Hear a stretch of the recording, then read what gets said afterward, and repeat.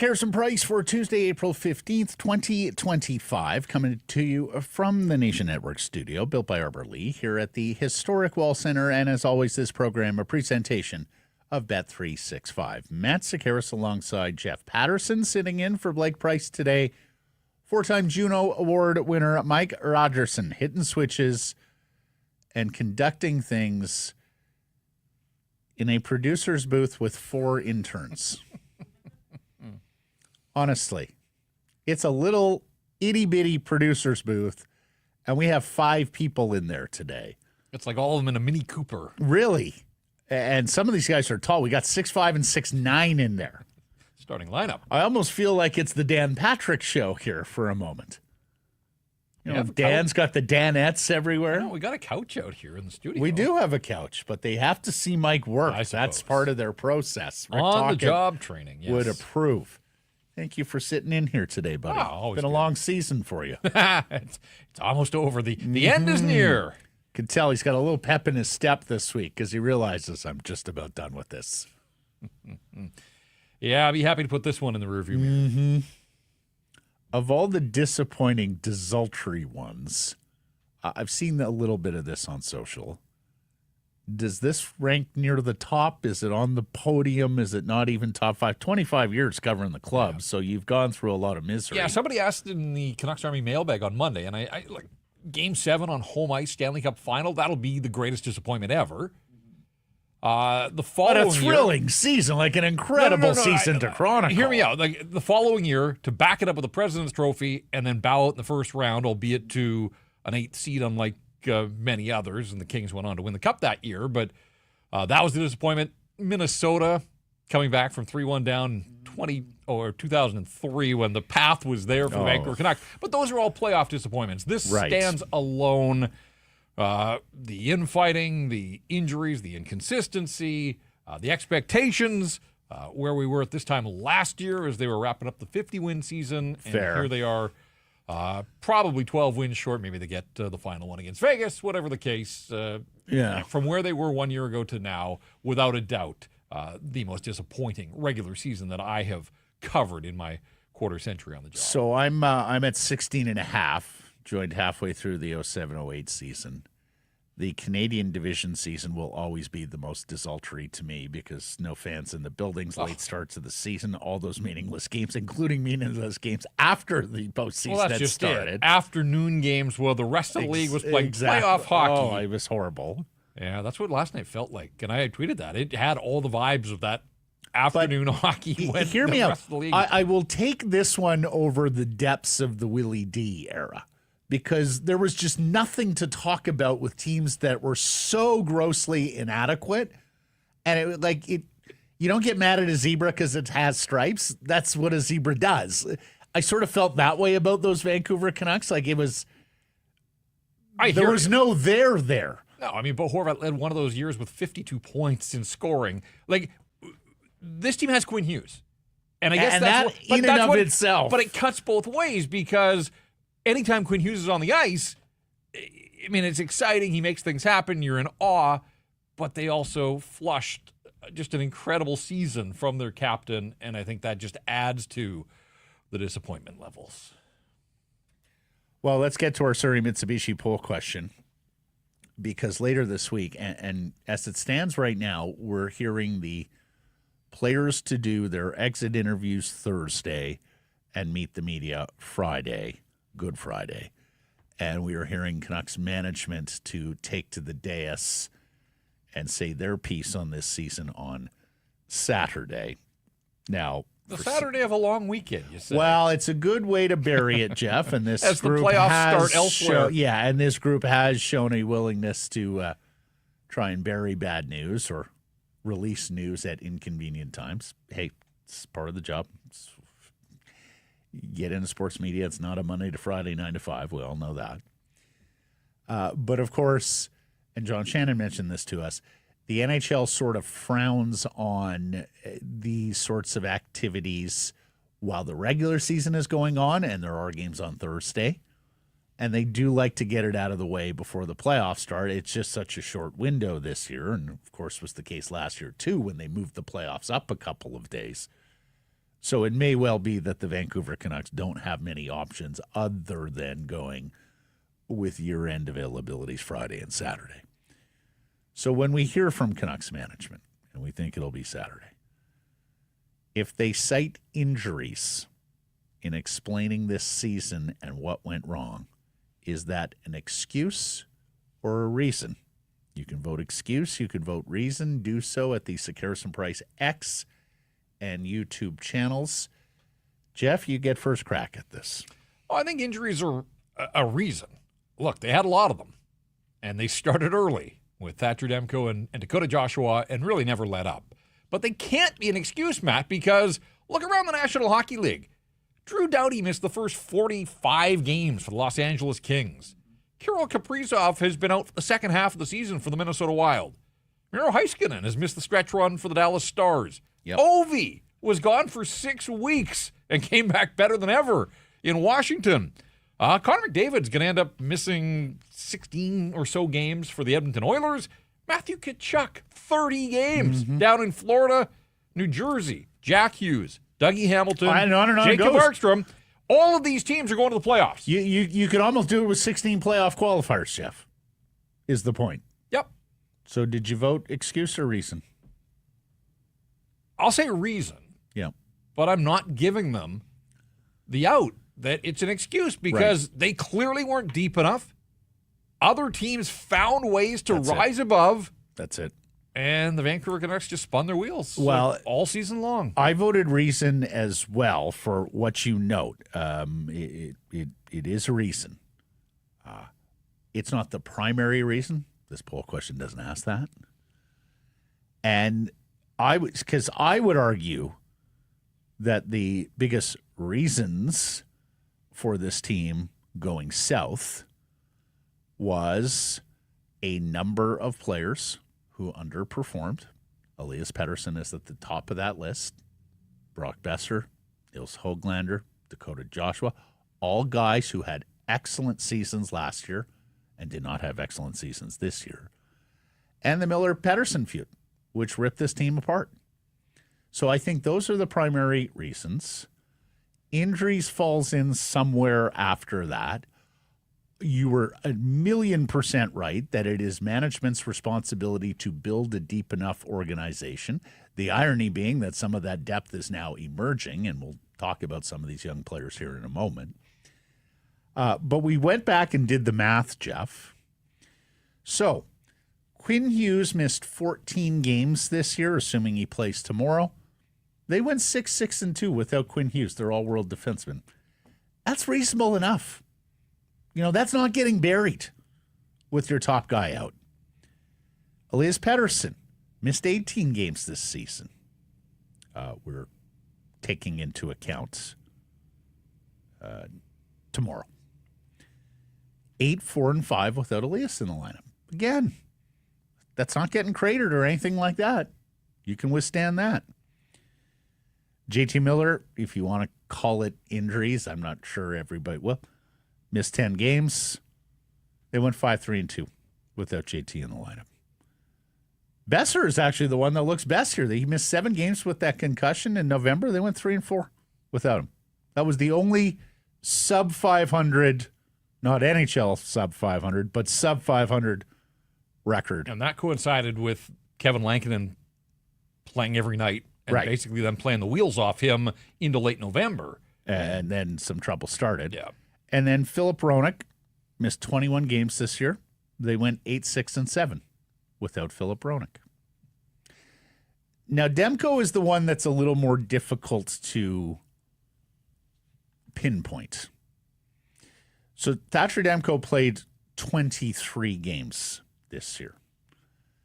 So in terms of how many did he miss, 30, 35, assuming he would have been somewhere between 53 and 58 starts. Is that about right, Jeff? It is, but context matters here, Matt, that yes, they didn't have Thatcher Demko for the first couple of months, and they didn't have Thatcher Demko at times in the second half.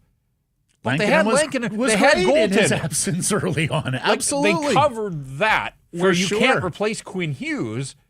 I'm not saying you replace Thatcher Demko, but the gap between what Lankinen provided them and what Demko might have, ultimately, I don't think it was that great. Now, Thatcher, higher ceiling, and when he gets in those grooves, absolutely, he can do things that few goaltenders in the league can. But, goaltending in the big picture was not the issue. It all tracks back to two guys and two guys only. 28, 21, and 11 without Demko. As Canucks News Summaries notes, 30, 23, and 16 would have been about a 90-point finish, which is roughly where they're in line to finish.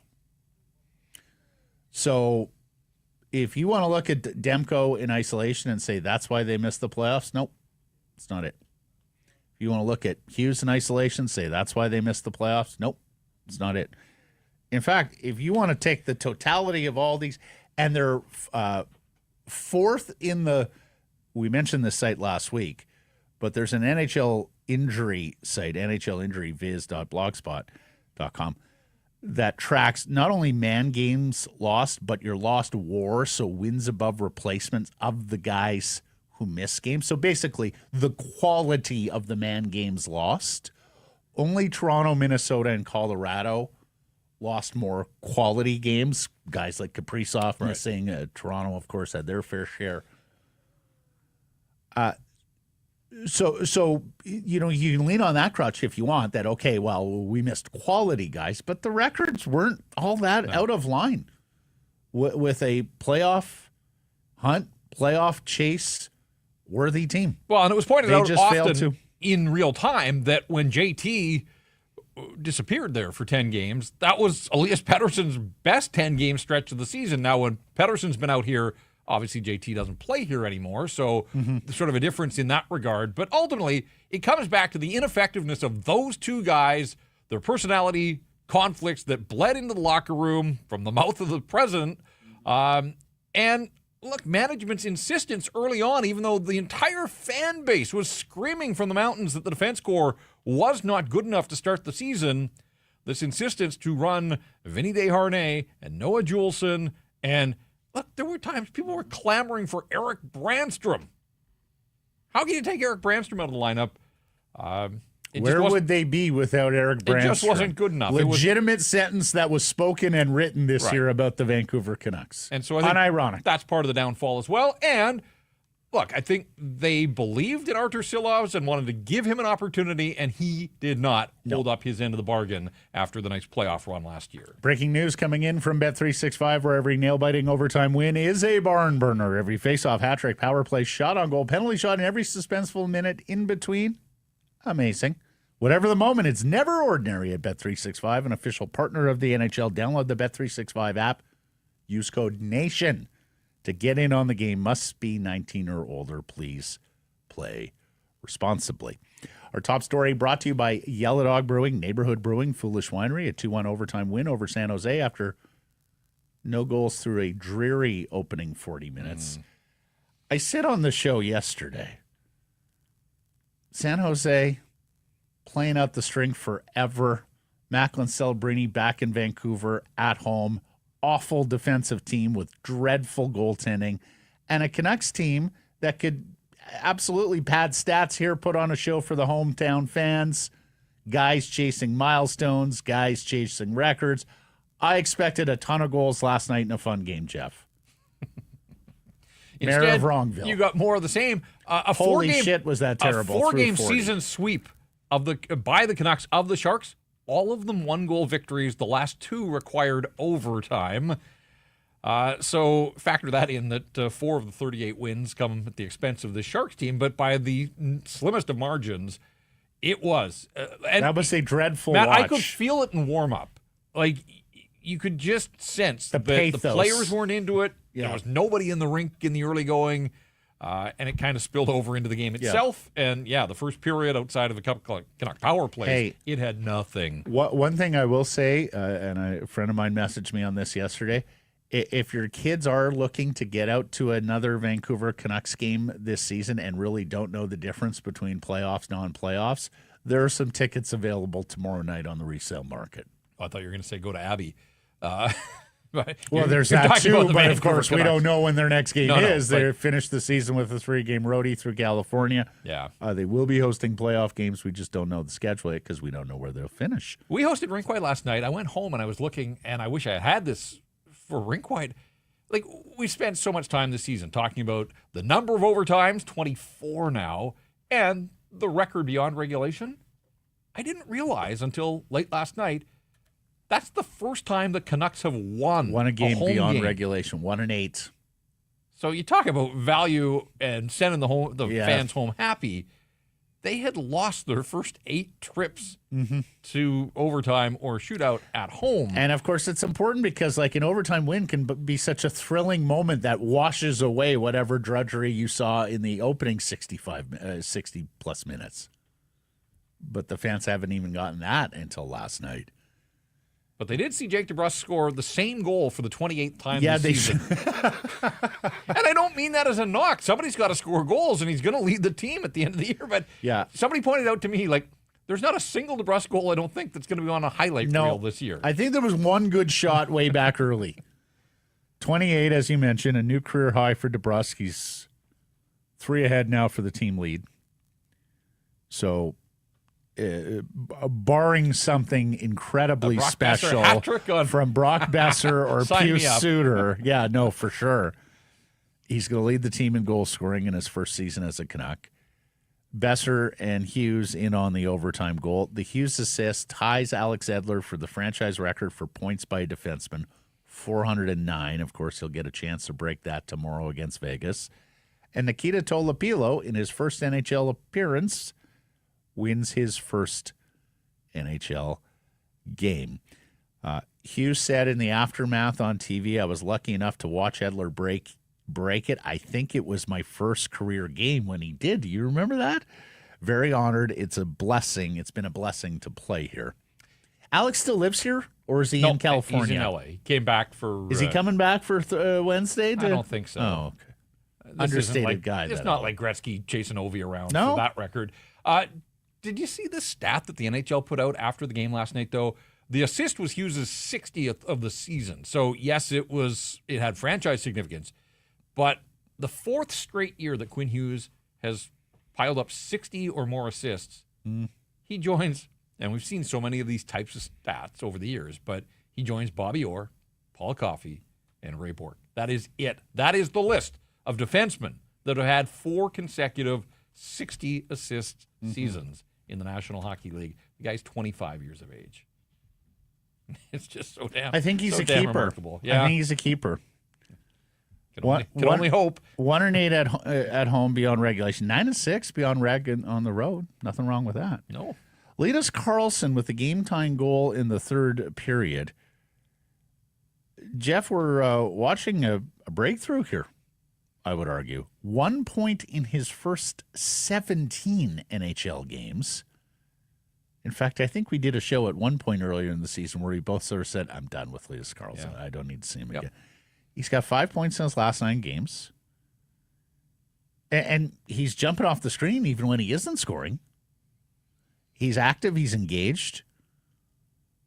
Before we hear from Tocchet and what he liked about Linus Karlsson, Anatu Ratu, Jeff, Ratu, Karlsson, Sasson to a lesser degree, combined with the holdovers, Sherwood, Bluger, O'Connor, Joshua, depending on who else you want to throw in there. Have they fixed their bottom 6? Like, did they go into the offseason feeling good about their bottom 6 forwards and their 13th and 14th guy, knowing that all the work just needs to happen in the top 6? I mean, easier said than done. I understand that.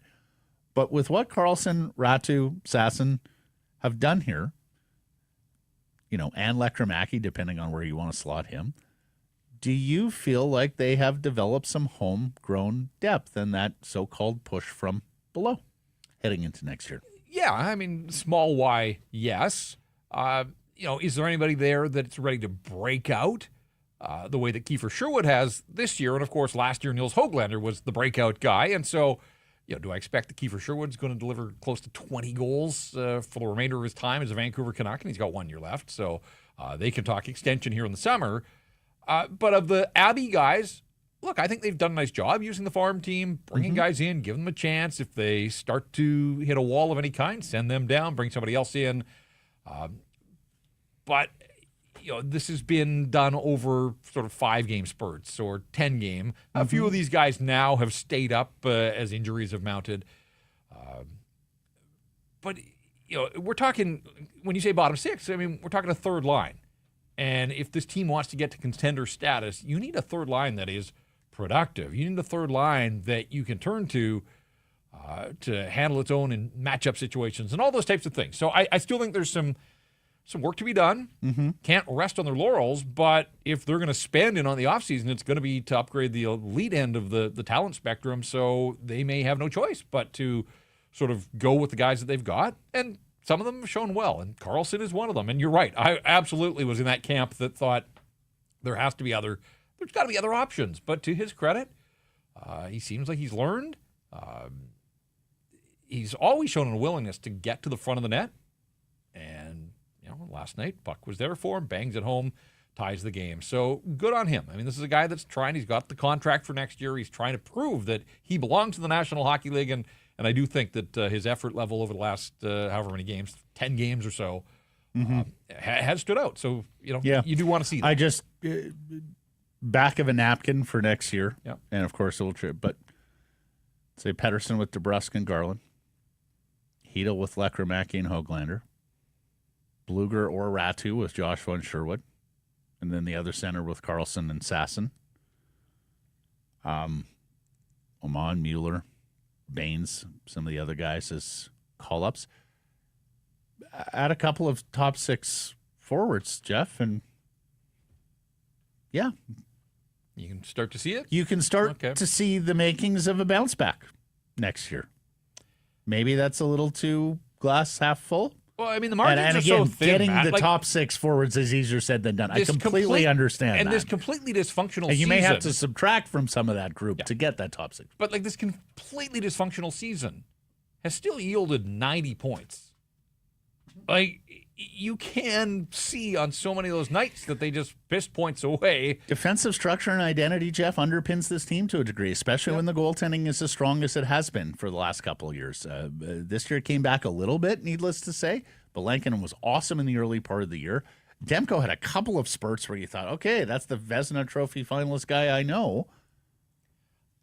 I do think, and I wonder, and look, some of this will depend on who is behind the bench, but I'd like to see a little more edge in the bottom 6. That's just me, and I think Rick Tocchet probably feels that way too. They're not a terribly tough team to play against. Kiefer Sherwood brings the hits every and night. Joshua give you, I'd like to see a little more edge from Joshua. I think he needs to use his size a little more effectively. I hear you.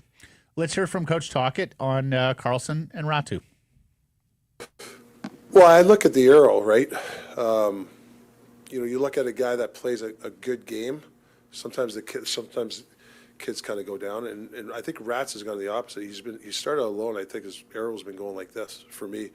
Even Karlsson, I think those two guys. I think Petey's been here a lot longer, and Mancini the same thing. He's raw, but there's some stuff to like about him. So just as long as their arrow and their development, it's really good. It's good for the franchise. The arrow, I like that. Yeah, I know. I look at the arrow, Coach. Where's the arrow? Where can we all get a gander at this arrow? He went on to talk, give us a comp, and use an NFL draft term here, Jeff. You always hear this player. Who's to remind you of? What's a comp? Thomas Holmstrom, the ex-Detroit Red Wings. I don't know if you want to call him a power forward. He was a big burly guy, but he was really just a net front station. And he talked about how Linus Karlsson can make a living at the net front like Thomas Holmstrom did for those terrific Detroit teams a couple of decades ago. He talked about how he has to get stronger and improve his fitness like a lot of the younger players. but he said he should completely embrace that role. Gary Roberts would be another one. You remember Gary Roberts? I'm not sure Gary Roberts ever scored a goal beyond 8 feet. But he lived in that net front area, taking the crap from all the defensemen and finding a way to get sticks on pucks, bat home rebounds. Yeah, I think that's legitimate. And I loved how you're starting to see the confidence grow in the young man, right? In transition with the puck on his stick. Nikital Tolopilo, the big Belarusian, he makes 15 saves for his first NHL win. He talked in the aftermath here, and we'll hear from him in a second, about how long a journey it's been to his first National Hockey League victory. We're talking about a guy who spent a couple of years in the KHL. We're talking about a guy who spent a couple of years in the second division of Swedish professional hockey. 25 years old, turned that earlier this month. And here's the other thing. He's an RFA in the offseason, and so this was an important start for him, not to mention so will the starts he gets for the Abbotsford Canucks in their playoff race.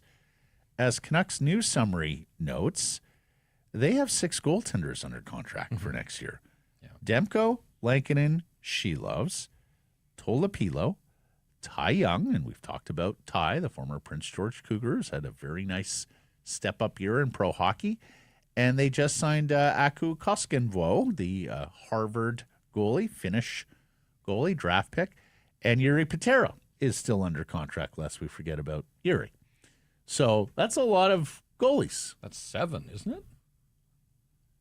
Demko, Lankinen, Sheloves, Tolopilo, Young, Patera, on Koskenvo. Yeah. Right. That is a lot of goalies. Holy shit. There's only 2 nets. Right. Now, I did go back and forth with Canuck News Summaries because Patera is showing as a UFA Group 6 on cap wages, but not on Puckpedia. We do believe that's a 2-year deal. Basically a lost season for him. He got hurt early in the year. He just came back. He was backing up on the weekend out there. So It is 6 because Tolopilo is an RFA. So club control, 7 club control. But in their plans. Goalie. In their plans. Well, I think. You would think. Yeah. I don't think he gets this start if he isn't in their plans. Here's Tolopilo, who said he was grateful for the opportunity. I don't know, like I just so glad that I get the chance. Like it was a long journey for me, and I'm so happy like what I done before, and now I just like have to even more like put in hard work in the summer, even play. Like we're not done in Abbey, so it's a long. I want to like have a long run there too. So and then like just the build from this game, and I think it's gonna give me a little bit more confidence for sure. And he makes his NHL debut alongside the guy he calls his, quote, little brother, Kirill Kudryavtsev, who becomes the first player from the 7th round of the 2022 entry draft to play an NHL game. The 21-year-old, and I saw you note as well, only 8 players selected in the 7th round of the past 5 NHL drafts have played games. So, as we said yesterday, he's already done well just to get here. And he plays alongside, so Tolopilo and Kudryavtsev debut together. I'm sure that will be a wonderful memory for them as they continue in their hockey life. And Rick Tocchet was talking about the two of them post-game. Here's Coach. I thought Kirill was good. I've liked him in camp. I haven't seen him since camp. I think there's something there. I think there's a good shot for him down the road. Get some good feet, good brain. Good stick. I thought he was really good.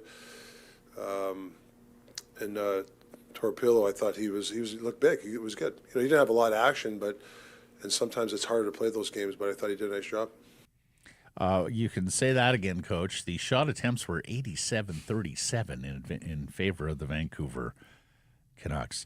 So that's 16. If you're scoring at home, that's 16 players from the Abbotsford Canucks that have played NHL games with the Vancouver Canucks, and 6 of them have made their NHL debuts. What did you think of the big goalie? What did you think of Kudryavtsev? Yeah, it was a good spot for Tolopilo against the San Jose Sharks. I had flashbacks to Mikey DiPietro getting thrown in against a different version of the San Jose Sharks, and he wasn't ready for the challenge then, but obviously the Sharks last place team struggled to score. It was back-to-back for them. And Macklin Celebrini, I mean, what a brilliant goal. That would have been a lot of goaltenders, not just Nikital Tolopilo making his NHL debut. So no shame in giving that one up, but 15 of 16 for Tolopilo. Love the pinstripe pads, too. Solid every time he's been up. Stylish. Yeah, no, every time he's been up, I like the pinstripes. Mm-hmm. So I'm kind of curious to see how Abbey handles its goaltending in the playoffs here. I don't think it's as simple as, Artur Silovs has played NHL playoff games. He's the guy. Tolopilo has pushed him for starts all season long, and I'll be curious to see how they handle that tandem once the AHL playoffs get underway. Kudryavtsev just smooth. And I remember that from development camps. I remember that at training camp. It's hard to believe that this guy was a 7th-round draft pick. He's a little undersized, but I would have thought that there was enough there earlier in the draft that somebody would have taken a flyer. He instantly started impressing OHL coaches back when he was with Sault Ste. Marie. They routinely voted him as one of the better defensive defensemen in the OHL. And, yeah, he's got a little bit of that calm poise, looks like he belongs, that we've seen with Elias Pettersson and that once upon a time we saw from a very lightly seasoned Chris Tanev and Alex Edler back in the day, if you're going to go through Canucks lore. What about Mueller, who played, what did you make of? I mean, getting an opportunity to play with DeBrusk and Boeser, the two highest goal scorers on this hockey club, so a nice soft landing spot there. Made a terrific play early in the hockey game. DeBrusk had a great chance, didn't finish. Obviously, he ended the game with the game winner, but that was sort of the most I noticed Mueller. He took a penalty in the third period the other night in a high leverage spot against Minnesota, as high leverage as they can be when you're eliminated from the playoffs, but in a tie hockey game. But he gets around the ice too. And that's been the report from Abbotsford, is that this guy has just hustled since day one, essentially. And I remember watching him at training camp in Penticton, and you noticed him, but at that point, this is a guy that's a raw rookie, had just turned pro, didn't have huge expectations, but I think he has smashed through the expectations and has played NHL games here at the end of the year. So, hasn't blown me away, but again, I think a great nod to a young guy just to get his feet wet, to measure himself at the NHL level, and then go into an offseason now knowing what it takes to play at and compete at this level. You're in with me again tomorrow, and we'll spend more time on this topic tomorrow. But the Boeser feels... I understand there was a chant that started and meekly went into the night. Did you sense any sadness, emotion, tribute, any of that for Brock Boeser? Yeah, I saw, I think more than normal around the glass in the warm-up, a lot of signs for Brock. He was flipping pucks to fans. And then, yes, there was a hearty group in the upper bowl somewhere. I couldn't identify exactly where it was coming from, but it was the upper deck. And they tried to get a let's go Brock, which just that phrase itself, not terribly chantable. Let's go Brock. I think it would have been better, let's go Boeser, but whatever the case, they tried, but yeah, two syllables. It didn't pick up a ton of steam. So, A for effort, but in terms of the execution, it didn't have the impact, but I think we'll see and feel a whole lot more of that tomorrow night. Well, you know who did have the feels? Macklin Celebrini coming home, because you know how much playing here in Vancouver for the hometown fans means to Macklin. Incredible shot. I mean, I don't know how he has that much time and space, but that's hanging in the Louvre type of shot. And I saw him tossing pucks to fans in the warm-up last night. He's got incredible energy, effervescent smile and personality. He absolutely, I think, is going to be the face of the NHL one day, and one of the guys they push forward because he is just that special. 25 goals, 62 points as an 18-year-old. And he's going to finish third in Rookie of the Year because of Wolf and Hudson. Yeah. What a great rookie class.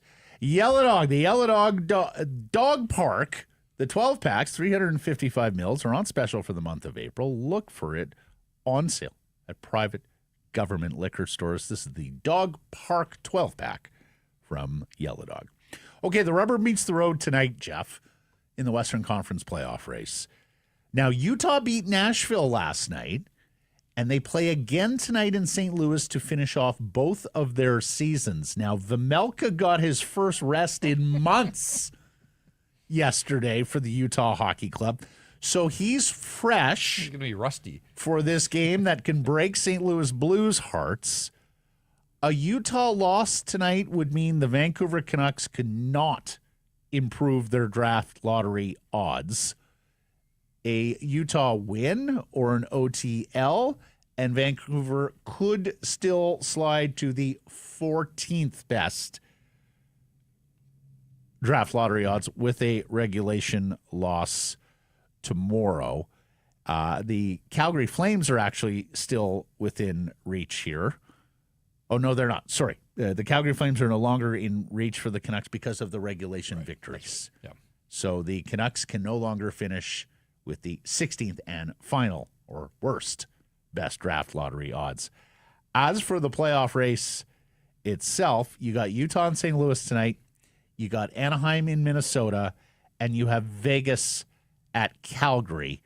The Wild clinch a berth with 1 point. So a regulation or a overtime or shootout loss gets the Minnesota Wild into a playoff spot.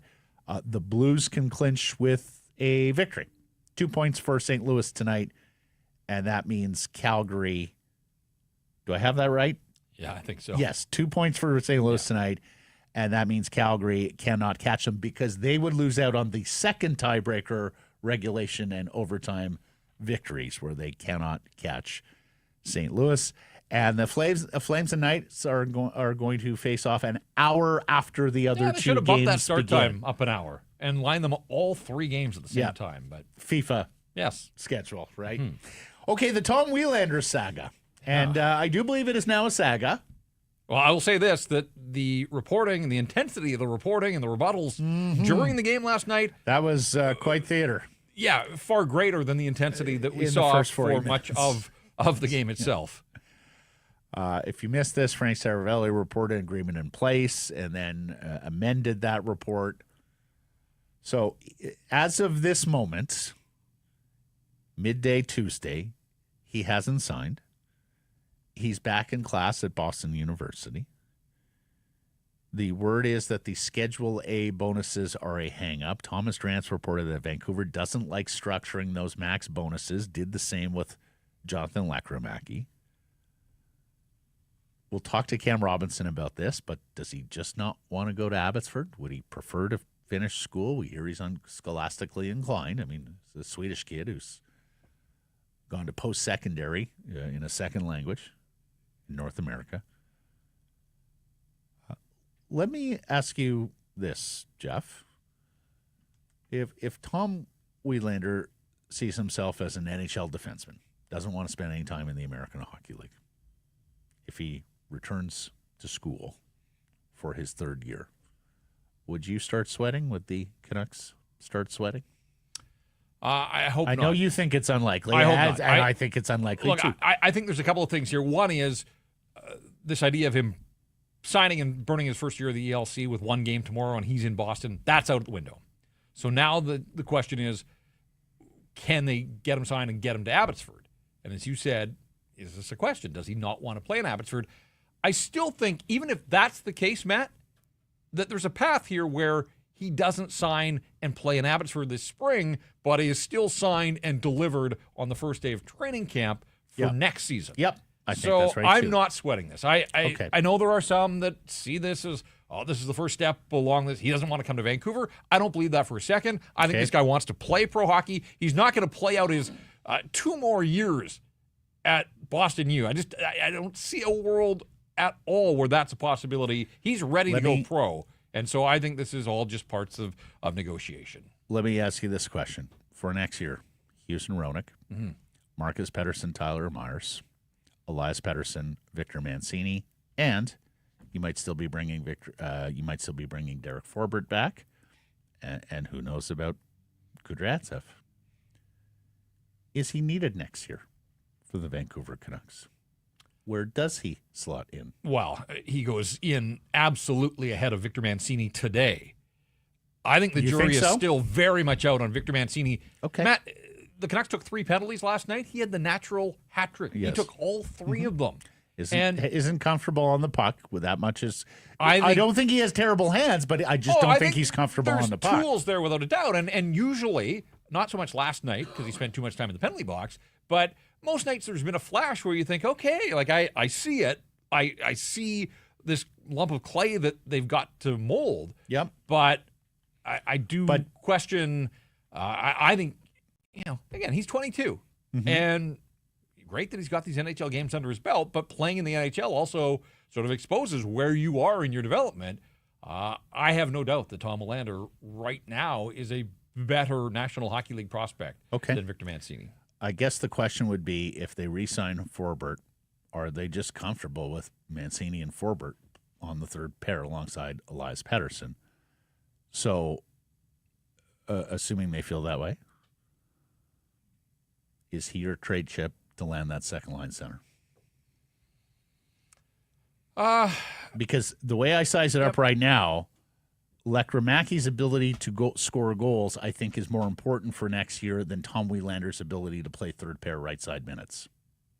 Is that fair? Yeah, in the short term, without a doubt. Especially if Brock Boeser is leaving. I think it's a different equation in the long term. Needless to say, the right shot, top four profile defenseman is a far scarcer commodity than what Lekkerimäki is, even if you view Lekkerimäki as an elite goal scorer, which, of course, he has not yet proven. But it's short-term thinking with Canucks Sports Entertainment, right? It's all about how do we get to the playoffs the next year. Right, but this team for decades... I sit there and I wonder, is he the guy you dangled to land that second-line center? But they have struggled for decades, really, to groom right-shot defensemen. Kevin Bieksa, Chris Tanev, it's a really short list of guys that they have brought in. Completely fair, Jeff, but they are unencumbered by their historical failures. I understand that. It is all about the here and now. And people don't want to hear this, and I'm not a proponent of this, but if they're looking to upgrade, you know full well that teams are asking for DPD. And if you've got Quinn Hughes and you've got Marcus Pettersson, like, where is the room for DPD to grow? Although he has shown he can slide over and play on the right side. I was going to put this question to you tomorrow. Okay. And again, hear me when I say I'm not a proponent of this. I've enjoyed watching this guy just burst onto the scenes and brings an element that I think they need. But, is there room for more than 12 or 13 minutes a night right now on the left side, playing behind two guys? And again, this is a bigger picture question of what's Quinn Hughes' future here, too. I think those are two separate issues. To answer your Elias Pettersson question, maybe 12 to 13 minutes is just fine here as he develops in the National Hockey League, still very young. And, of course, you get an injury to one of your top two left side guys, he's going to play a whole lot more, and we think that he can handle that. More on that tomorrow and as the days, weeks, and months go by here. Elliot Friedman says on Rick Tocchet he doesn't expect it to drag on much longer, and if he does stay, he'll be the highest paid coach in Canucks history. But, I mean, that's kind of a formality now. And that Quinn Hughes' comments did not go unnoticed last week. Yeah. Look, I think Rick Tocchet has given the Canucks a number, and now it's in the Canucks' court here to decide if they want to pay him. And I don't know what the number is, but I also wonder how high can that number be based on Rick Tocchet's track record. Like, he's not Mike Sullivan. He has not won multiple Stanley Cups. I don't think it's just governed by that, though. I think it's governed by Rick Tocchet's leverage, be it A, another team out there like Philadelphia wants me, or B, I'm happy to go back to television. So if you're ready to start over with a new coach, so be it. We'll see. I have a feeling the Canucks will blink on this one because of Quinn Hughes. Yep. Because Quinn and Tocchet are symbiotic. I also wonder here, and we're at that stage of the proceedings as the season winds down, this guy was part of the Four Nations coaching staff. It's an Olympic year next year. Yeah, Dubas told Donnie and Dolly he's being considered for the Canadian bench. I do wonder, and I don't know, and the question will have to be put to Rick if that's something that he has an appetite to do, go over to Stockholm and coach Team Canada. But it would make sense that, you go from the Four Nations, you keep the one guy, because the other guys that were behind the bench of Four Nations, Matt, they're a little busy here coming up. They're all coaching in the Stanley Cup playoffs. So I do wonder if Tocchet's season is done. Quinn Hughes is the Canucks nominee for the King Clancy Trophy. That's for leadership qualities on and off the ice and humanitarian efforts as well. This is different than the Mark Messier Leadership Award, or I can't. I still, cock eyebrow at that award and who it's named for. But I'm here for lastly, Quinn getting all the awards, and he'll mop up tomorrow night in the team awards. Oh, I think so as well. Yeah, we talked about that. He's going to get team MVP and best defenseman. The only question is whether the fans split the vote and give it to somebody for most exciting, or whether Quinn's going to win that as well. Blake top scorer. That's sealed up done. too. So. Blake thinks they stuffed the ballot box. Blake thinks that the voting is not on the up and up, that it is not scrutinized, and that the Canucks themselves go, okay, he's won a couple. Let's give somebody else the most exciting. I don't love the fact that it's strictly fan voting, and only because it becomes a popularity contest at that point. I think the fans should have a vote. Right. I think the management, yes. Players management, themselves, players, yeah. media could have. I'd be all for that. Yeah. And then lastly, this was heading into last night's game, but for many, expected goal differential is one of the key stats. It takes away all the big saves. It takes away all the lucky shots. Well, sports logic, Canucks 20th in the NHL. Expected goal differential, minus .21. That was 10th in the Western Conference, 20th in the league. If you're a believer in that stat, it means they weren't a good team. Means they weren't a playoff team, J-Pat. And here we are. And the playoffs are going to start without them. Greta Bar, a fantastic spot to watch all the games, home and away, pregame, postgame. You're just steps from the arena and the stadium. They have fantastic weekly drink specials there, a street food menu to die for, and, of course, that bitchin' arcade that surrounds the bar and makes all those fun noises. Go have yourself a night at Greta, 50 West Cordova. We'll talk to Cam Robinson here. Interesting info from Cam on Elias's summer training history, where he was, where he's been more recently, what people think of where he's at and who he trains with, and options for this summer if Vancouver and staying under the Canucks' watchful eye is not one of them, or at least is rejected by Elias. And then we'll talk to Jeff Marek. Jeff was busy on Friday, so he joined us here today. Pointed forward a lot there with Rick Tocchet, with Elias Pettersson, and fun little Easter egg question here for Marek this week. Okay, time now for our Bet365 bets of the day. I was categorically wrong yesterday. I thought there would be all sorts of goals coming, J-Pat, so you lead us off. You have the honor, sir. You have the tea. All right. I'm pulling for chaos, quite frankly. I'm going to take the Anaheim Ducks to knock off Minnesota. You can get the Ducks at plus 230 on the money line. They're a plucky bunch playing out the string. Minnesota needs this thing unless they get help elsewhere. Yeah, I'm going to take the Ducks. Love it. I'm going to take Calgary. They have much more to play for than Vegas tonight. And the Golden Knights are also pretty much laying down here. No Jack Eichel, no Mark Stone, no Alex Pietrangelo, no Noah Hannafin, and no Aiden Hill. Saving them all for the Canucks tomorrow night. So give me the Flames at minus 110. And, Mike, I've just realized I did the Bet365 read earlier as opposed to the Surrey Mitsubishi read. So before you put me on E's and O's, let me tell you about our friends at Surrey Mitsubishi, who are giving you $500 off per goal on a new or pre-owned vehicle. 2 goals, $1,000 off. Hit up Surrey Mitsubishi today and ask for your $1,000 off. You got to reference the Harrison price, so make sure they know we sent you. Score more, save more value, more savings. Bring them any offer. Surrey Mitsubishi will beat it. Visit them, 13820 104th Avenue. Cam Robinson coming up next.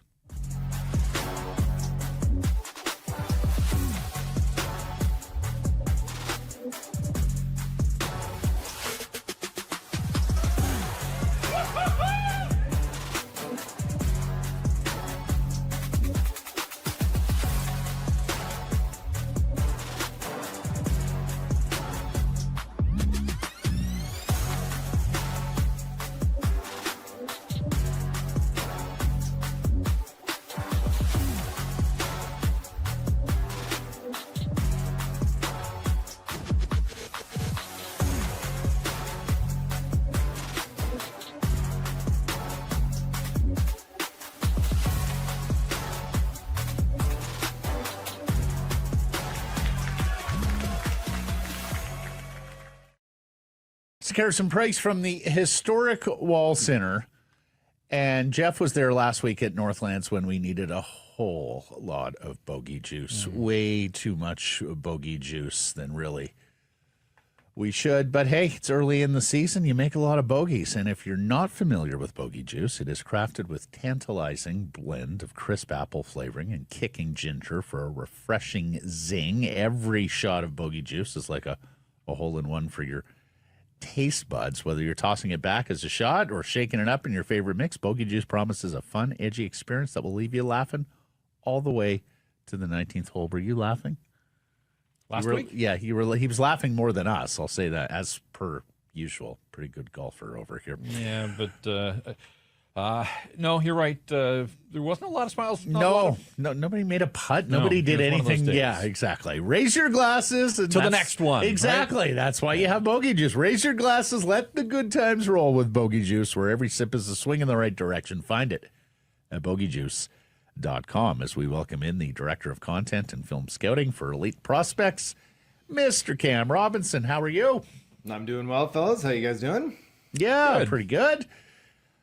Looking forward to the Stanley Cup playoffs. Also wondering what the Canucks will say later this week, both players and management. More on that in a second, Cam. But first, want to start with you. It was late last week after we talked that we heard from Patrick Allvin, hoping that Elias Pettersson will stay behind for the summer and take advantage of all the resources available to him in Vancouver with the Canucks. I understand you got some info on that.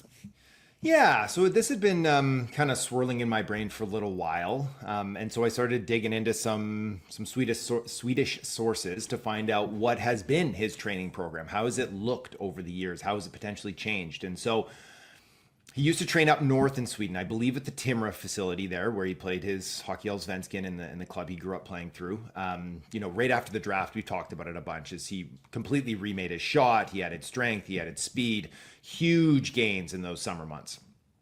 In early 2021, he moved from Eclipse Sports Management to CAA. And I believe he switched Swedish agents as well. They have obviously North American-based guys, and then they have guys based overseas as well. So the last 2 summers, he has moved to Stockholm to train. And from what I'm told from people in the industry, with a group that maybe isn't overly regarded back there as being like high-end people, guys who know how to really get these players ready for a full NHL season and to build and to have lasting effects. So I guess a number of those people over there that do that work kind of projected that he was going to struggle, especially in 2023-24.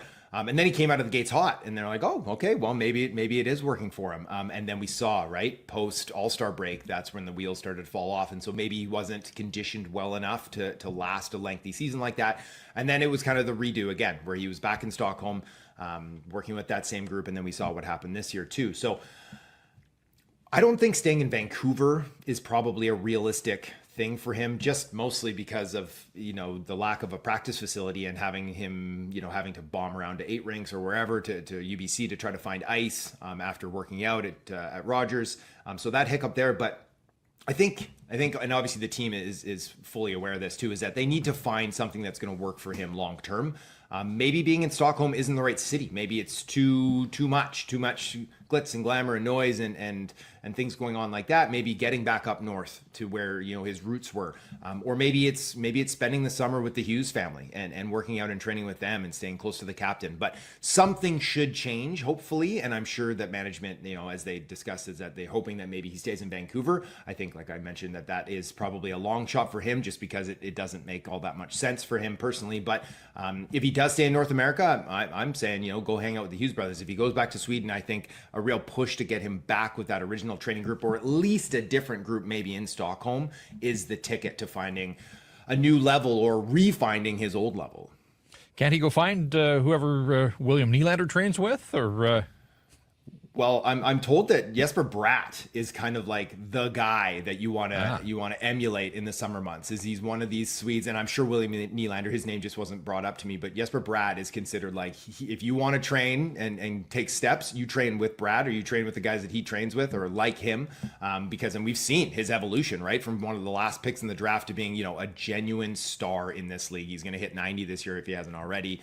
He could hit 100 himself, and he's not as skilled as an Elias Pettersson. And so he's had to work and grind and push for every inch that he's earned. So yeah, emulating a player like him, I'm sure Nylander has a great program going back home too, though. So part of the summer with Brad, and then go visit Jack and Quinn and the Hughes. Yeah, it's a New Jersey Devil honestly, summer. From what I've heard of Jim Hughes, I want Jim Hughes putting him through his paces every waking hour in the summer. See how he likes dem apples. Another saga. Tom Willander. What are you hearing there, Cam? So, I mean, I saw Frank's report last night, Saravelli's report last night. I saw his amendment to it an hour later too. As of, I don't know, 8 minutes ago when I checked back in, completely false. Like not at all in the realm of what's happening right now. It is slow going on this negotiation. Like I mentioned, I think up to 2 weeks ago, and then it was kind of pushed back like, hey, they're not negotiating yet because the season's not done. They've been negotiating for a while, and it's Schedule A bonuses. It seems like that is a real hiccup for them, a real sticking point for the club. And I mean, we're kind of getting to a point now where it's like, if they don't get him to Abbotsford in a hurry here, we're starting to destroy value a little bit. It's like an inflection point is that he's losing development time. He's not skating. He's not getting better.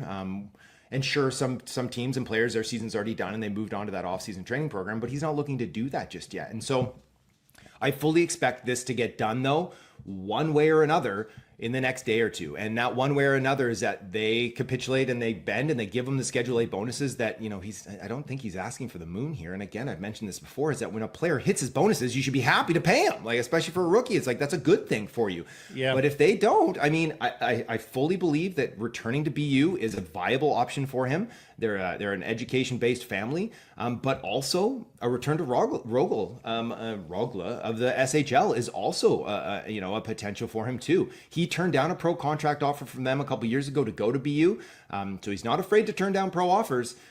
But a return to Sweden could absolutely be on the ticket for him too if things don't work out here in the next couple of days. So I think Vancouver, they're at a tipping point with this player, I think, and to nickel and dime him over some Schedule A bonuses, it's surprising, and I'm not sure. It's a little irrational, personally.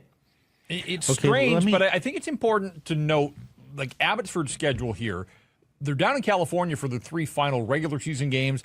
Then they're probably going to have the better part of a week before the playoffs begin. Like I think there's still runway here, but I hear what you're saying that his season is done. He's not got any team to play with at Boston University if he's back in school. But I think if there are people out there that are panicking, I think there's still plenty of runway for him to get here, to get to Abbotsford, and get into playoff games if that's ultimately the way it all shakes down here. There is. The clock for him to get to Abbotsford and still play it hasn't hit midnight yet. And I've maintained throughout this process that I believe it's going to get done and he's going to get to Abbey and he's going to play playoff games. It's strange to me that it's taking them this long to get it done, especially, and for the player who is fully ready to come out too, like he's ready to turn pro, to watch, Scott LaChance and to watch Quinn Hudson, these guys that are coming out, his teammates that have already signed, that are less heralded. They're coming out, they're getting with their teams, they're seeing NHL games. It's tough for him, I'm sure, to be back in class and kind of back to business as usual without the training, without the practices, without the team to work with too. So I do believe that it will get done, just because I think it would be silly for Vancouver not to get it done, to have him go back for a third year. They need to get their hands on him. They need to get him into the pro game. Yeah. He's ready for the pro game. Let's play out this scenario. And Irf Gaffar was talking about this on Canucks Conversation yesterday with Quadrelli. Let's say he doesn't want to go to Abbotsford. Let's say he sees himself as an NHL player. And let's say he's willing to either go to Rogla next year or go back to BU for his junior third season. At that point, what would the worry be for the Vancouver Canucks? And at that point, does he become a trade chip this summer when you're hunting your second-line center? I mean, sure, anyone can be a trade chip. And I think, since they built their blue line out a little bit this year, is that, they may be able to justify that now the right side on the blue line isn't as much of an issue as it was, although I still think that would be short-sighted to move him for a second line center. But I'll just say is that I don't think that that's the case. I've been told kind of in no unquestioned terms that both sides are totally fine with him going to Abbotsford and starting in the AHL. And in fact, like, and I personally believe that too, is that it would be best for him to go down there and get that seasoning. I'm not sure he's ready to push for an NHL job next fall either. We'll see what his offseason of training does. Maybe he's ready. Maybe he's ready to do it, but I don't think it's a slam dunk. I think that it would be great for him to go get that experience in the A and then come into camp, see where he is, and then go play 20 minutes a night on the top pair down there for a while too, before really rushing him into the lineup. So I don't think that that's a factor at all. But if, let's say he does go back to BU or he goes to the SHL next year, you still hold his rights for another year. So it's not, again, we're not at a tipping point where you're going to lose him, but are you risking ostracizing this asset that you spent an 11th overall pick for? Are you teaching him that, hey, this isn't an organization that I can trust long-term, values me when they are nickel and diming me over some of these bonuses that I'm probably not even going to hit? Yeah, fair enough. Okay, on to the players and prospects who are here. Tom Willander, Kirill Kudryavtsev, Nikital Tolopilo. Cam, we've all seen them make their NHL debuts in the last 72 hours or so. What did you make of them? Yeah, so Kudryavtsev, I've been kind of talking about this player throughout the year, is that I like him, right? I think he's very smart. He has one of the most active sticks, and I'm sure fans got to look at that a little bit last night too, even though he only played 12 or 13 minutes, is that he has a very, very active stick against the rush, little poke checks here and there, lifting sticks, working it in the defensive zone, can, make an outlet pass pretty cleanly. He showed that again last night too. I thought he was fine. I thought he didn't overextend himself in any direction.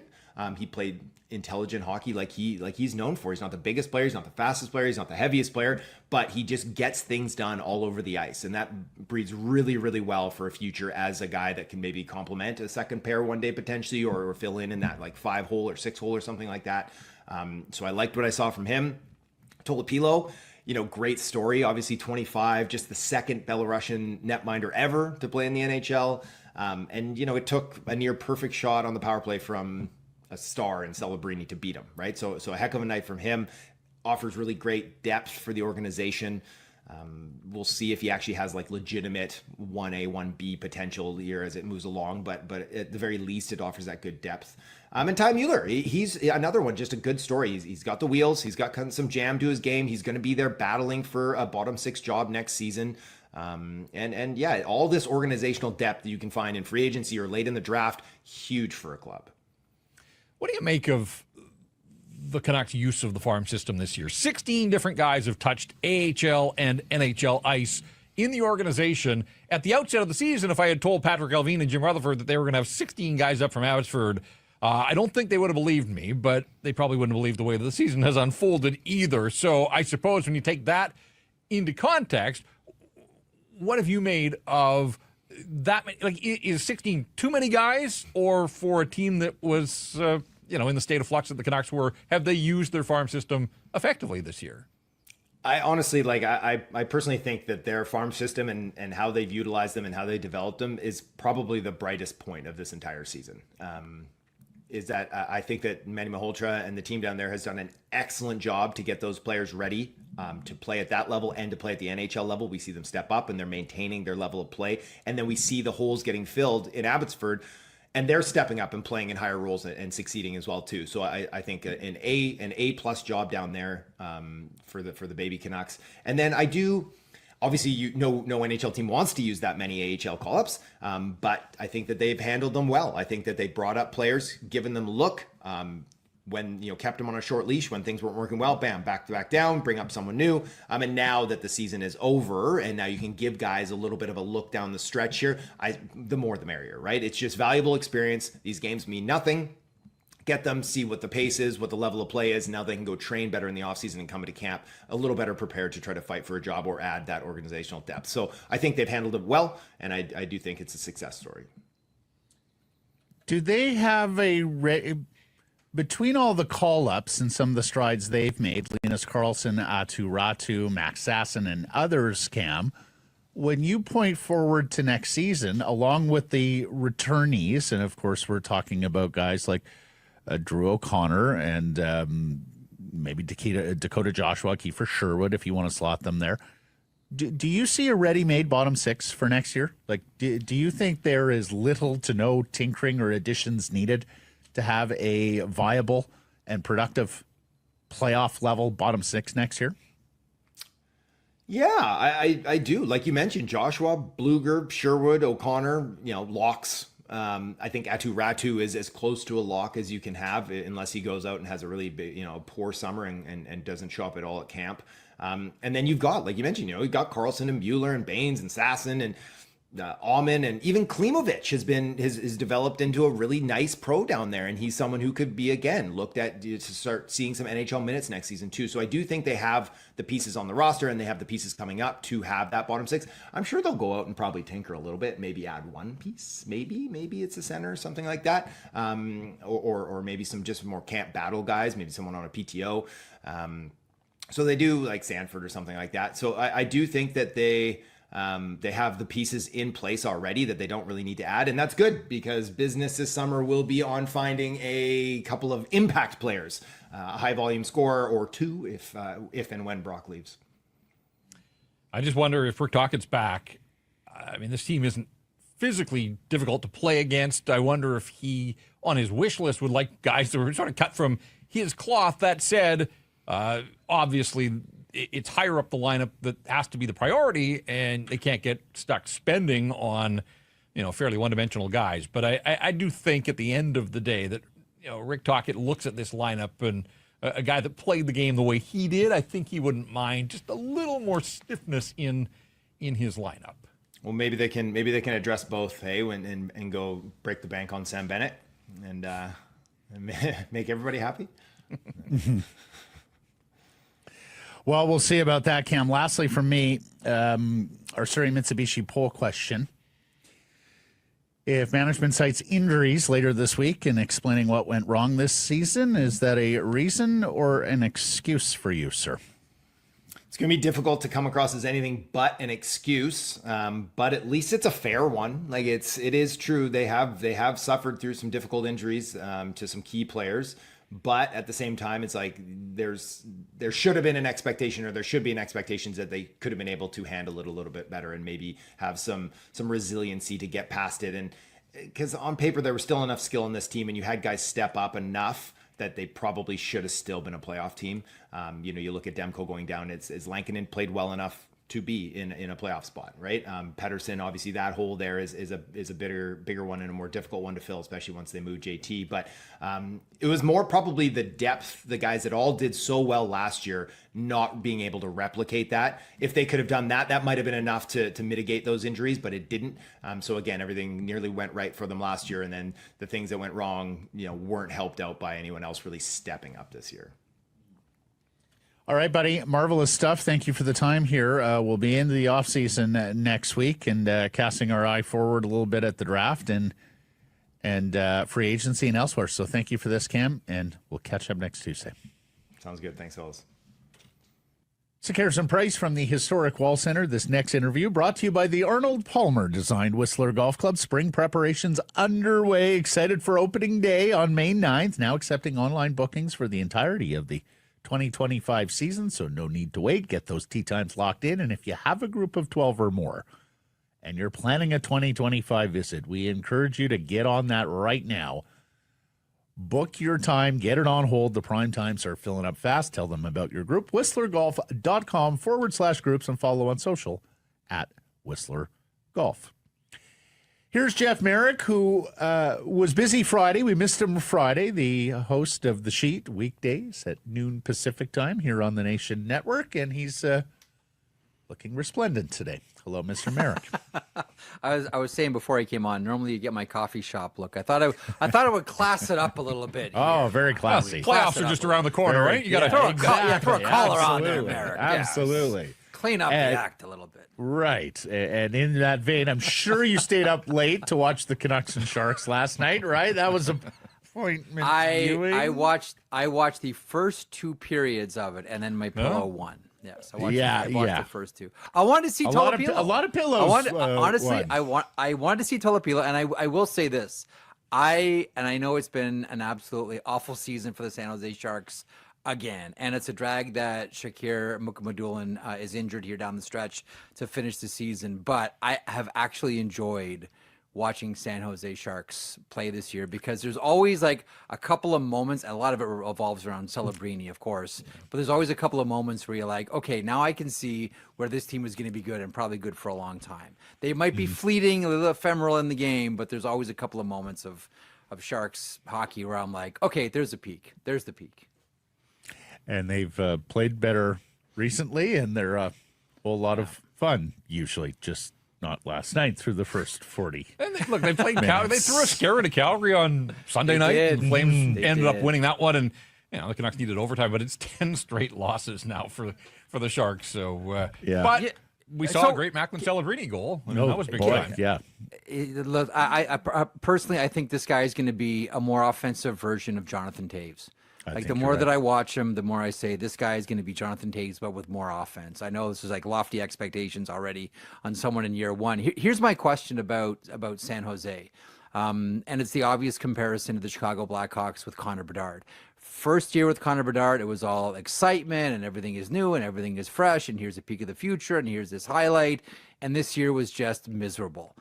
I've had a lot of people with other teams say San Jose is just 1 year behind Chicago on the misery scale. Do you guys believe that? That next year they're going to head into the season where all the freshness is gone, the newness is gone, and all the misery that we saw with Chicago this year is on the horizon for San Jose? I think one of the differences is they've got a coach in place that they believe can grow with their group, youngest coach in the National Hockey League. They're going to get another first overall pick or another really high draft pick this time around. But so will the Blackhawks, I suppose. But there is something to that. Like, you're right, the new car smell, life in the National Hockey League, charter jets and everything else. And then the reality comes that you got 20 wins in 82 games. So it is going to be interesting, but I like a lot of what Mike Grier is doing there. There is a vision, there's a path. There's lots of good young players. They've got more on the way. But you're right. I mean, they had crowds of 10 and 12,000 in the Bay Area and they have this year. oodles of cap space if they spend it wisely. I know Chicago tried that model here this year, but put it this way. I have greater faith in the San Jose Sharks plan than the Chicago plan right now. Although don't you get the feeling, though, that when you consider, again, we're talking about two teams that are in the youth business, selling hope, not selling wins, that when you look at how many young kids are around Chicago as well, that when it happens, it's going to happen quick. And their ascent is going to be rapid. Like, I don't think it's going to happen next year either. I think it's still going to be some time for pain. But for both these two teams, like, to your point, like, they both have really good young players. And someone's going to get Matthew Schaefer. And I'm a big Matthew Schaefer guy. And I think he's going to go. I think he's going to go first overall in the draft, despite the significant injury this year. I think that when it does finally click for either one of them, it's going to be really fast. And the other team we're discounting here, too, is about to take a big step, I think, are Anaheim.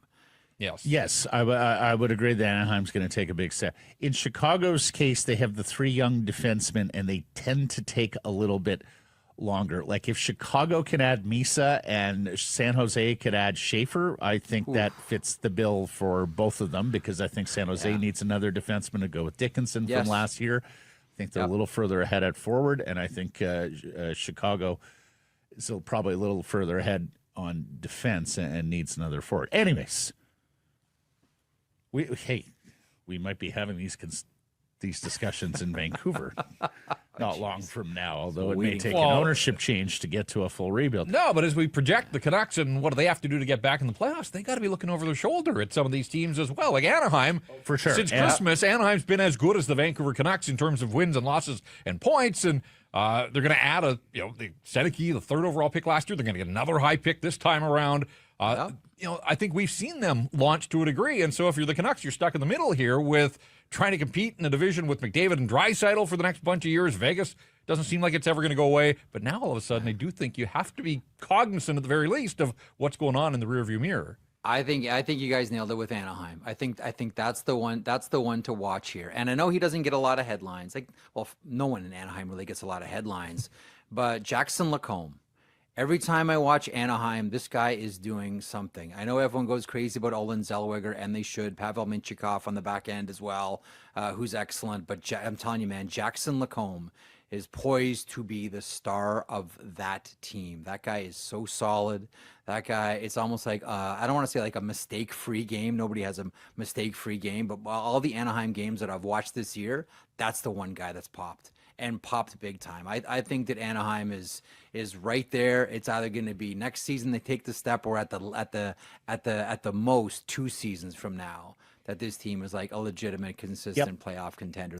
This team is just poised to be that good. And the key piece, Lucas Dostal.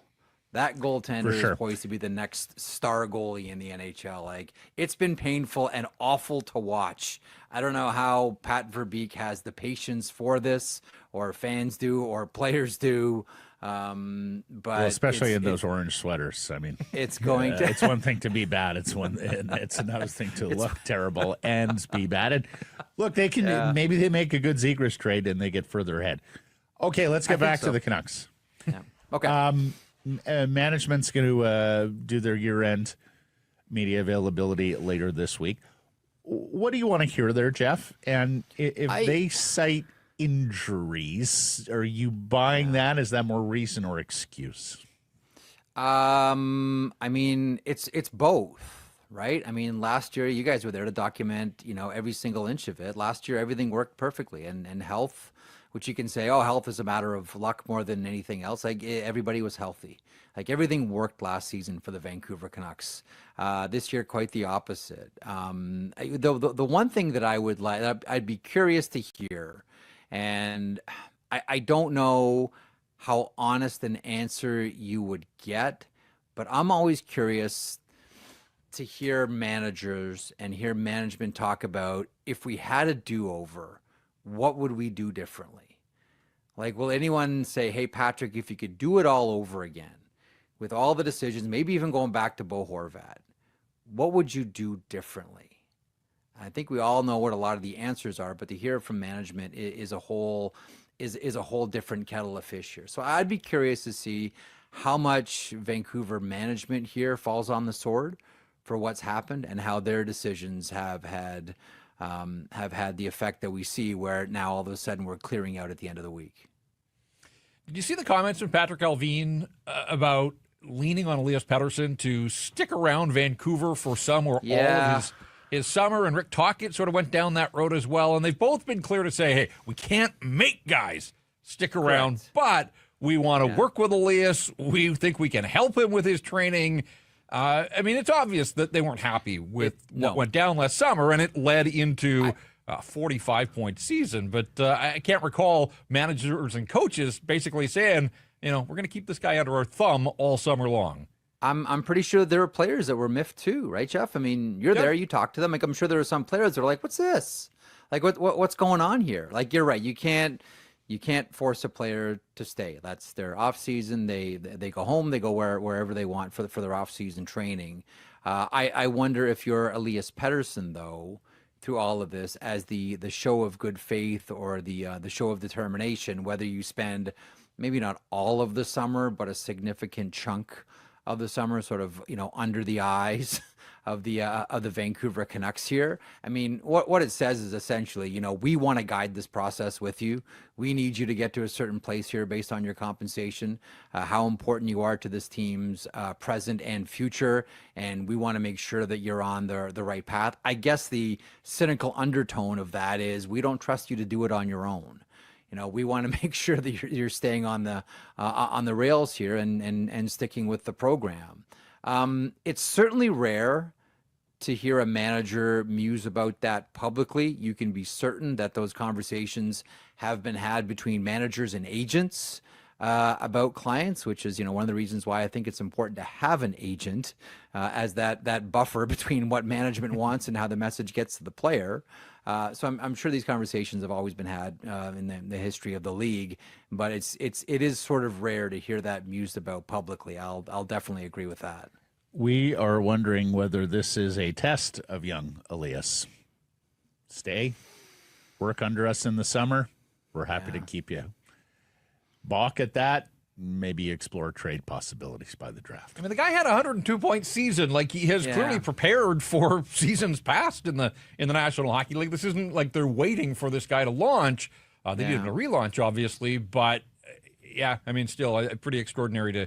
Yeah, and look, Patrick Allvin's not afraid to say things that ruffle feathers and target players through the media.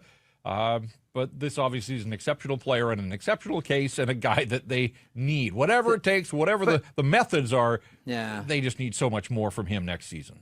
But do you not think as well, to Matt's previous point, which is a really interesting one here, that this is the test? If you're at the point where you have to test the player, don't you already have your answer?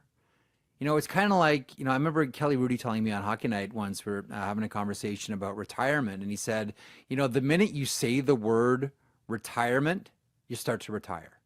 Because when you're young, the word isn't even part of your vocabulary.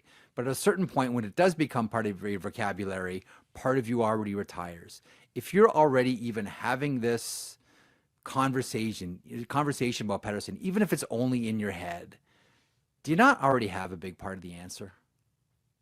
That's how I would answer that one. Moving on to the head coach.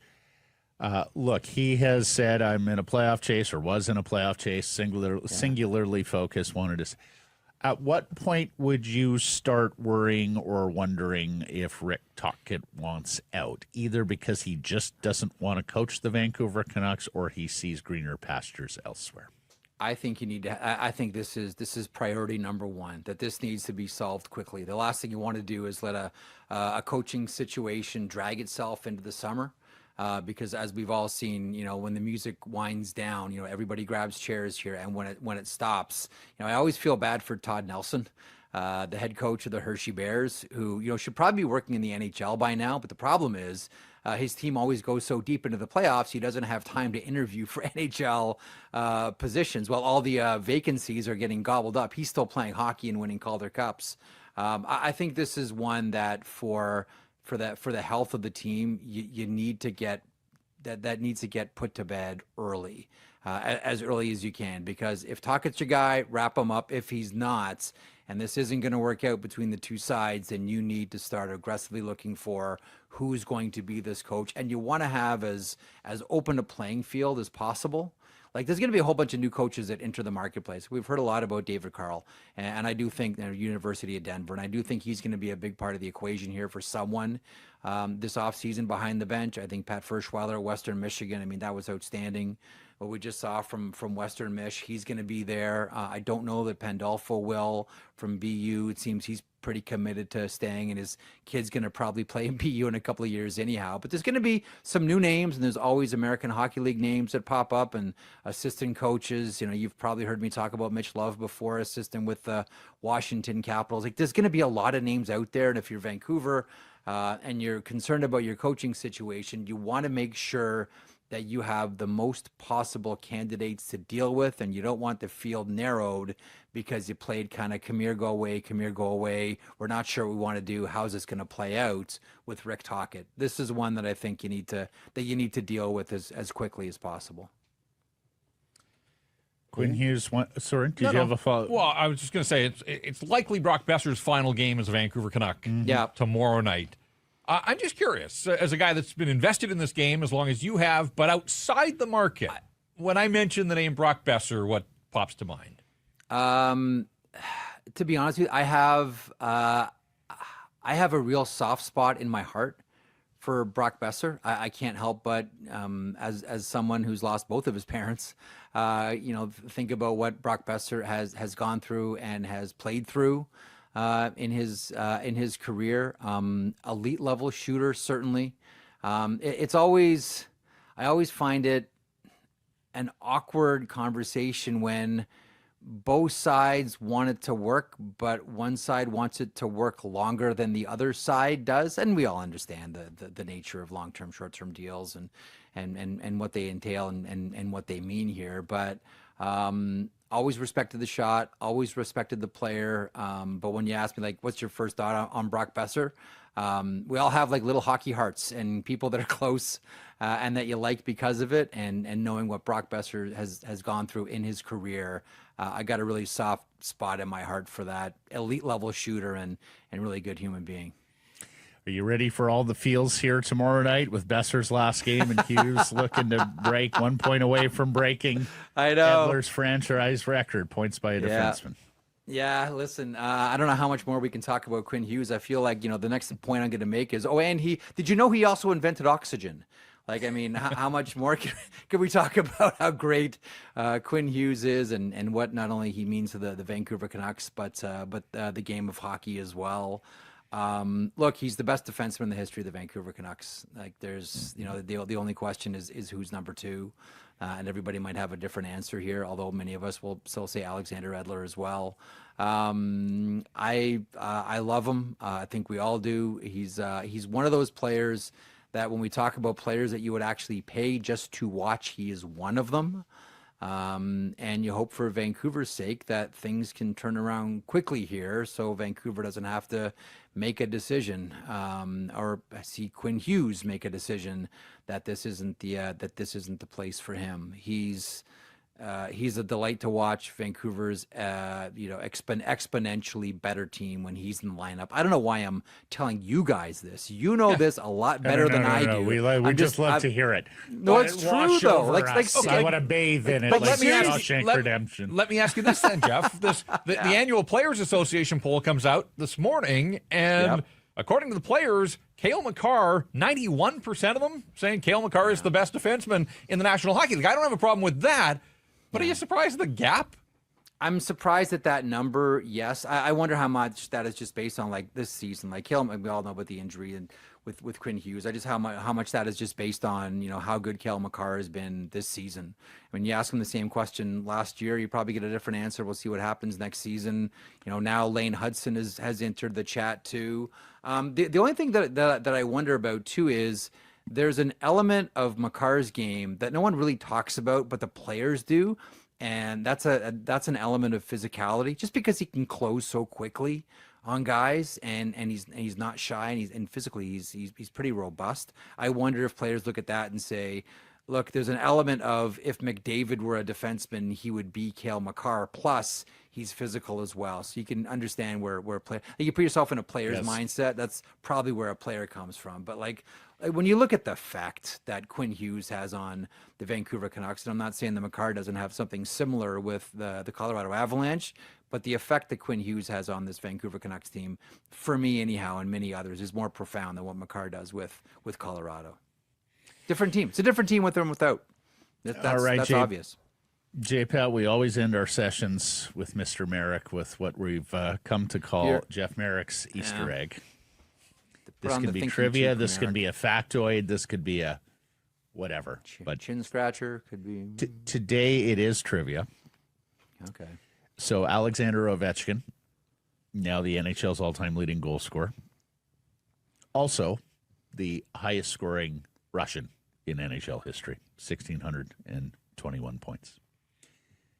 And Jeff Paterson, feel free to play along. Give me the rest of the top five.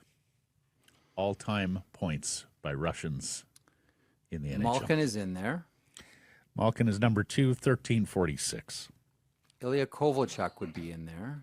He is not. He is 8th. He's 8th. 8th. Fedorov? Ooh. Sergei Fedorov is number 3. Very good, J-Pat, at 1,179. Is Alex McGillney there? Alex McGillney, number 4 at 1,032. Well done, Jeff Merrick.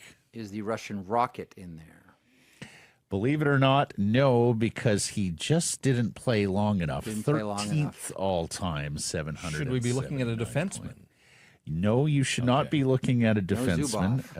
Gonchar leads at 811 points. That has him 11th. Zubov, 771 for 14th. So we're missing. I'm going to take a wild stab at something here. I think you're on the right track. I don't know. Let's see. Alexei Zhamnov. No. Close, but no. 15th for Zhamnov. That's not close. That's 15th. No. Close by team? No. Close by Name. Oh, Alexei Yashin? No. 12. This guy is one of the most underrated and underappreciated scorers, I think, in NHL history. And close to Zhamnov. So we're looking at letters now. Name. The people in Montreal will tell you he was a hell of a player. Kovalev. Alex good. Kovalev. Oh, Alexei wow. Kovalev, believe it or not, 1,029 points in 1,316 NHL games.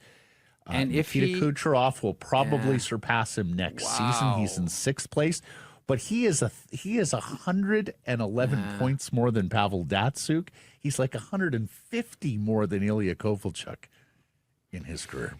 You know, speaking of surprising statistics, though, and just to bring it full circle, because we were talking about the Sharks and Logan Couture is going to announce his retirement. Yeah. I totally forgot. He led the NHL playoffs. Oh, yeah. With 30 points in 20 games. He led the playoffs by 6 points that year that San Jose lost in the finals. Went to the Stanley Cup final. Like, never a huge score in the regular season. Yeah. But opened a 6-point gap there in that one playoff year. Okay, can I... my one arcane bit of trivia about Logan Couture is this. So he was born in Lucan, Ontario, notorious for the Black Donnellys. Here we go. Do you know who the delivering nurse was when Logan Couture was born? Oh, my God. I mean, at least I ask you things you got a fighting chance No, at. but hold on a second here. There's a Alexei hockey connection. Kovalev. Yes. Now, hang on.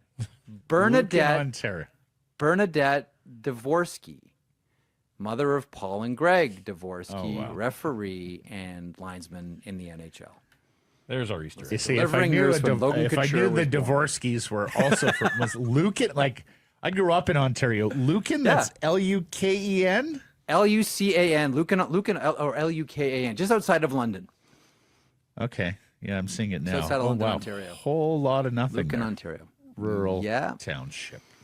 It's very, very small. Most notable for the Black Donnellys, one of the great Canadian tales of all time. Anyhow. Thank you for that, Jeff Merrick. Bernadette Dvorsky, folks. Insight. We will give our best to Bernadette, and we'll catch up next Friday. So, Harrison Price from the historic Wall Center, and if you have your tickets to the big game, why not make it a full experience? Stay downtown here at the Wall. Call 604-331-1000. Ask for the Harrison Price rate. Some blackout date supply based on availability.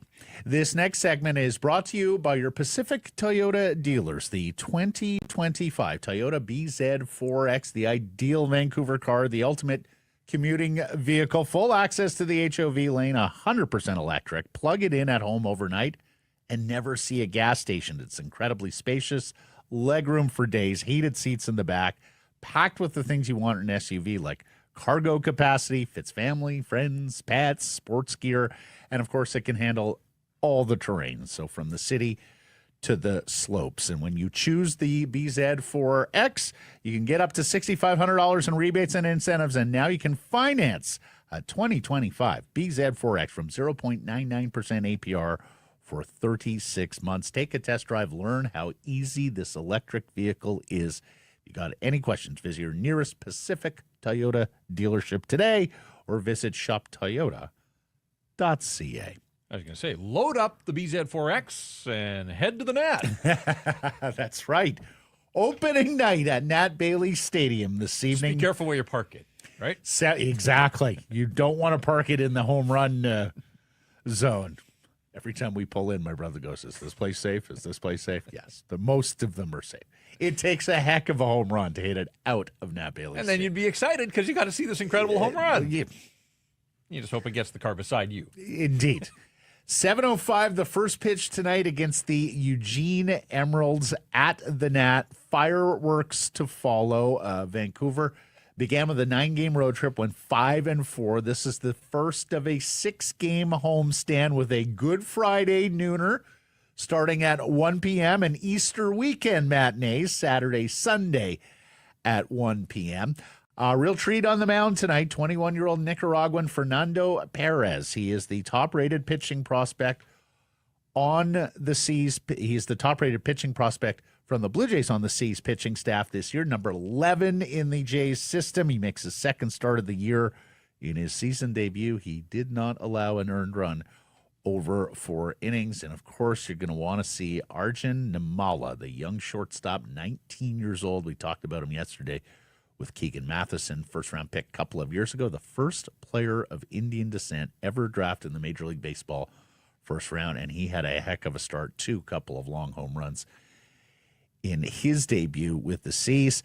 Get your tickets all season long, 604-872-5232 or at CanadiansBaseball.com. And, Jeff, we are devotees in my house of the magnetic schedule. Yes, I know it's on my phone, but we're always hunting magnets for the fridge, and so I'm excited to get my sticks to the stainless steel, because that's an issue sometimes. I have my magnetic schedule tonight. You get It your is hat giveaway on, night. Absolutely. I'm And fired up. I am a sucker for opening day in any sport. And one of my great experiences when I was out traveling with the Canucks just ahead of the pandemic was that one season that ended in St. Louis. It was Brogan Rafferty was up. Right. And it was opening day for the Cardinals. One of the great baseball cities out there. And it truly, it was like a civic holiday. Yep. Every single resident of St. Louis wearing red and white.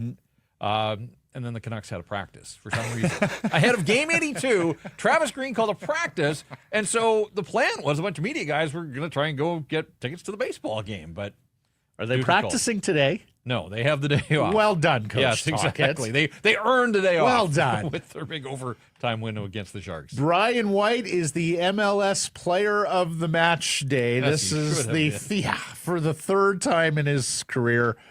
It is the 18th time in MLS history that a player has scored 4 goals or more. White became the 6th active player with at least 3 hat tricks. He trails only San Jose's Josef Martinez and Nashville's Hani Mukhtar amongst active players.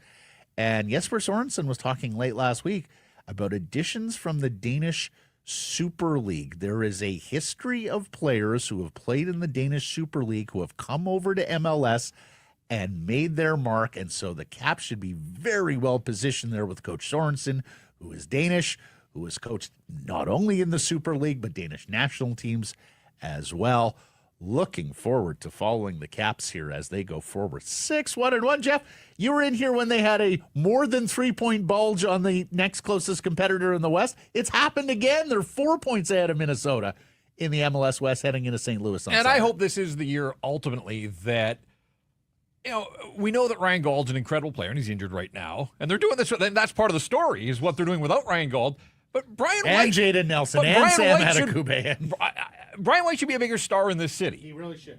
And in the football community, he is. I get that. But the broader sports community, I hope this is the coming out party after a bunch of years where all he's done is score goals for this outfit. Yep.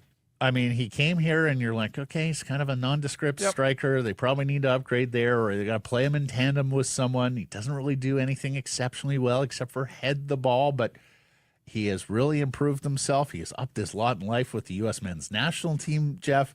He has been a true success story here and has developed into one of the best strikers in MLS. Sad day at the Lions Den as we learn of the passing of former BC Lions head coach Larry Donovan at age 84. He led the Leos to the 1988 Grey Cup in Ottawa, where they fell to Mike Riley, Sean Salisbury, and that terrific Winnipeg team. Came to BC as a member of Don Matthews' coaching staff, the legendary head coach, succeeded the Don in 1987, led the team to a 4-0 record down the stretch. They got first place in the West, was ultimately let go in 89 during the 89 season, and he reunited with the Don in Saskatchewan. So our condolences and sympathies to the friends and family of Larry Donovan and everybody over with the BC Lions. 3 Vancouver Giants are going to represent Canada at the World Under-18s. Goalie Burke Hood, defenseman Ryan Lynn, and the analytics really love defenseman Ryan Lynn. Not draft eligible this year, but next year could be a big story there. And then speaking of draft eligible, winger Cameron Schmidt going to join Canada as well. For Schmidt, this is going to be his last chance to impress scouts and secure a spot in the first round. Most analysts have him as a top 32, in some cases even top 10. Craig Button, top 15 prospect, and overcome that 5'7.5" size. He led all WHL draft eligible players this year with 40 goals. And so, yeah, the 5'7" part's going to stand out to some, but 40 goals is 40 goals. Mm-hmm.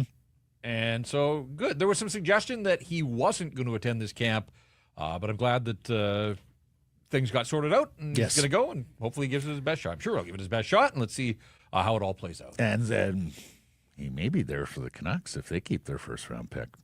And Victoria Royals, last BC team standing here. You jest. A local kid in the backyard? Come on. A Western Hockey Leaguer?